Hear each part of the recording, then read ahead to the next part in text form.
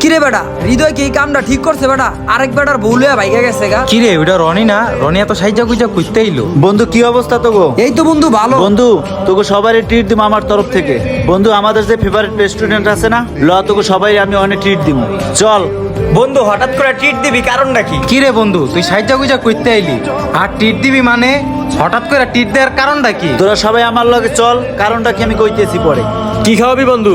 আচ্ছা তাহলে চল, ঠিক আছে। কোনোদিন তো বন্ধুদের খাওয়াইতে পারি না, যাক আজকে বন্ধুদের মন ভরে খাওয়াবো। জানি না আজকে দিন পর থেকে বন্ধুদের সাথে আর দেখা হয় কিনা।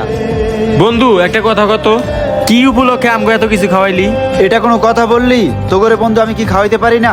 আসলে বন্ধু শোন, কি কারণে বন্ধু আমার তরফ থেকে ট্রিট দিছি শুনবি?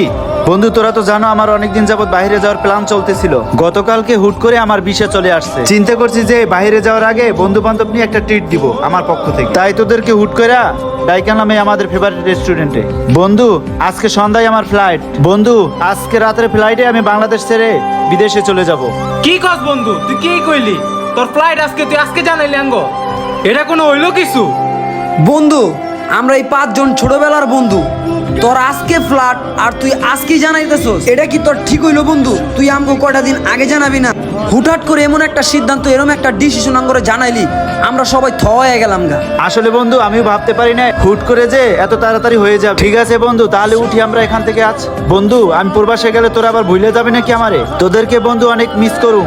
বন্ধু যত দূরেই থাকি না কেন আমাদের বন্ধুত্ব যেন সবসময় এরকম কাছেই থাকে। ঠিক আছে বন্ধু তোরা এখন বাড়িতে যা, আমি বিকালবেলা পরের উদ্দেশ্যে রওনা দিব। তোরা সবাই আমার বাস স্ট্যান্ড পর্যন্ত আগাই দিয়ে আসিস। আচ্ছা ঠিক আছে বন্ধু, যা।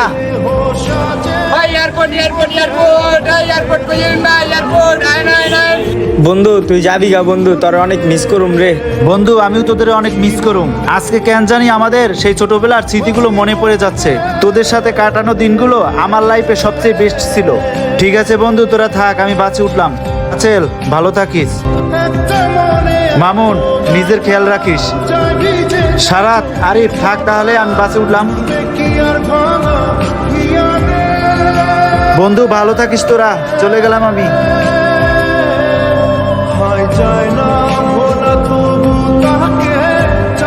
বন্ধু রনির লগে কাটানো ছোটবেলার দিনগুলা আজকে অনেক মনে পড়ে যেতেছে। আমার কেন জানি মনে হচ্ছে আমাদের ছোটবেলার বন্ধু আমাদের মাঝখান থেকে হারিয়ে যাচ্ছে।